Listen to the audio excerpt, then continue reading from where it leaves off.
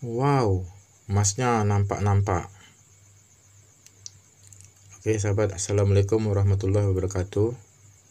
Buat sahabat semua, dimana saja berada, mudah-mudahan dalam keadaan sehat ya. Jadi satu keberuntungan bila kita mencari emas ya sahabat. Jadi kalau kita mencari emas sahabat, salah satu keberuntungannya kita bisa mendapatkan bongkahan. Bongkahan tersebut seperti ini ya sahabat bongkahannya. Ini bongkahan seperti ini banyak mengandung emas ya sahabat ya. Apalagi terutama di antara selah-selah yang hitam ini sahabat. Ini banyak kandungan-kandungan emasnya. Namun berupa kandungan-kandungan yang sangat halus-halus sahabat. Itu nampak ya sahabat ya. Halus sekali. Jadi bongkahan seperti ini adalah bongkahan berupa emas-emas serbu. Itulah salah satu keberuntungan bila kita fokus belajar dalam mencari emas.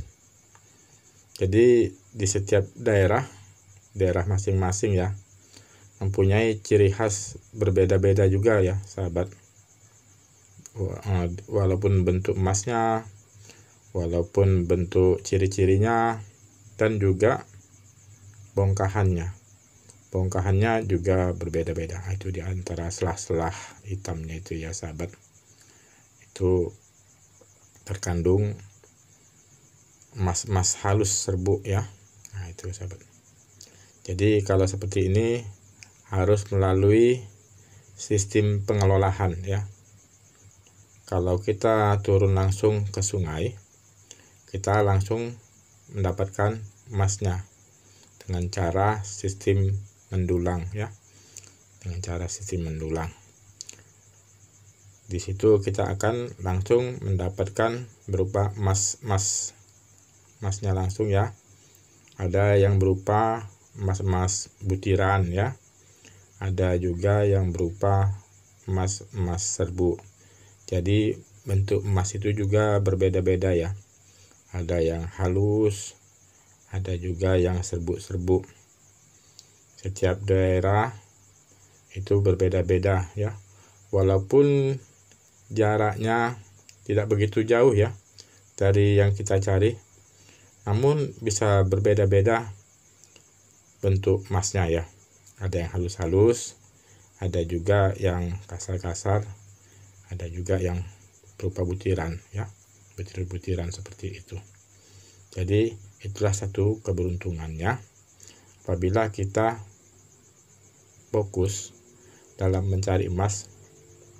Kita juga bisa mendapatkan mempelajari kandungan-kandungan bongkahan-bongkahan yang ada di sekitar wilayah tersebut. Kita bisa mendapatkan bongkahan-bongkahan yang mengandung emas seperti ini sahabat. Namun bongkahan seperti ini sahabat, bongkahan emas seperti ini ya, ada sahabat kita ya yang ahli dalam pengelolaannya. Jadi kita serahkan ya kepada sahabat kita yang memang ahli dalam pengelolaannya. Namun kalau anak sumut ya, anak sumut juga tidak paham dalam pengelolaannya nih sahabat. Anak sumut hanya mencari langsung ke sungai. Jadi kalau dalam pencarian di sungai, silahkan bertanya kepada anak sumut ya. Kita akan sharing ya bagaimana cara mencari emasnya ya. Dan anak sumut juga berbagi juga ya dalam segi pengalaman. Maka di saat pencarian anak sumut juga suka selalu memberikan penyampaian begitu sahabat dalam mencari emas, agar para sahabat semua tidak gagal dalam pencarian emas seperti itu. Jadi seperti ini. Itu nampak tuh. Itu halus-halus tuh. Halus sekali. Jadi kalau sahabat kita mengolahnya ini ya, tentu dia ahli, mahir. Jadi kita juga tidak dapat menyampaikan cara pengelolaannya, karena tentunya mempunyai keahlian masing-masing ya sahabat. Jadi anak sumut juga masih belajar dalam pencarian emas begitu sahabat.